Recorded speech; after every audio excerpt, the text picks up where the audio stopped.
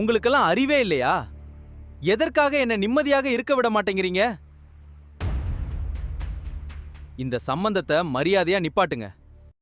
சரவணன் இருந்துட்டு கடையில் இருக்கிற போது வரவங்க போகிறவங்க எல்லார்கிட்டேயும் எரிஞ்செறிஞ்சு விழுந்துட்டு இருக்காங்க. இதை பார்த்துட்டு இருக்கிற பாண்டியன் இருந்துட்டு எதுக்காகடா இப்படிலாம் பண்ணிக்கிட்டு இருக்க அப்படின்னு சொல்லிட்டு கேட்கவும், இந்நேரம் நிச்சயம் எல்லாம் முடிஞ்சிருக்கும்லப்பா அப்படின்னு சொல்லிட்டு கேட்டுக்கிட்டு இருக்காங்க.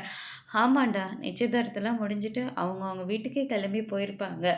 இப்போ அதில் உனக்கு என்ன பிரச்சனை அப்படின்னு சொல்லிட்டு கேட்கவும், இந்த நிச்சயமே நடந்திருக்கவே கூடாதுப்பா. அந்த குடும்பத்தை பற்றி எல்லாமே நமக்கு தெரியும். ஆனால் அந்த குடும்பத்தில் எப்படி தான் இவங்களால சம்மதம் பண்ண முடிஞ்சதோ, இதில் சுடரோட வாழ்க்கையும் சீரழிய போகுது, குமாரோட வாழ்க்கையும் சீரழிய போகுது. இதுக்கு நடுவில் இவங்களுக்கு எதுக்குப்பா இந்த கல்யாணம்லாம் அப்படின்னு சொல்லிட்டு கேட்கவும், அந்த குடும்பம் எப்படிப்பட்ட ஃப்ராடு குடும்பம்னு இந்த குடும்பத்துக்கும் தெரியும். இந்த குடும்பத்தில் இருக்கிறவங்க அந்த குடும்பத்தில் எவ்வளோ பெரிய ஃப்ராடுன்னு அவங்களுக்கும் தெரியும். அது மட்டும் இல்லை, இது ஒரு முறை இல்லாத குடும்பம். எதுக்காக நம்ம டென்ஷன் ஆகிட்டு இருக்கணும்? உனக்கு பிடிக்கலையா? நீ ஒதுங்கி நில்லை, அவங்க எப்படியாச்சும் போகிட்டு போட்டோம் அப்படின்னு சொல்லிட்டு பாண்டியன் சொல்கிறாங்க. அதையும் மீறி சரவணன் இருந்துட்டு பொருளை டெலிவரி பண்ணுறேன்னு சொல்லிட்டு நேராக மயிலோட வீட்டுக்கு போகிறாங்க.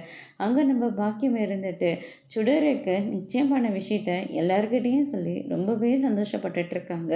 என் பொண்ணுக்கு பெரிய இடத்துல மாப்பிள்ளை பார்த்துருக்கன்ற மாதிரி சொல்கிறாங்க. அந்த வீட்டுக்கு சரவணன் போய் நின்றுட்டு பயங்கரமாக பிரச்சனை பண்ணுறாங்க. அதோட பிரம்ம முடிச்சிருக்காங்க.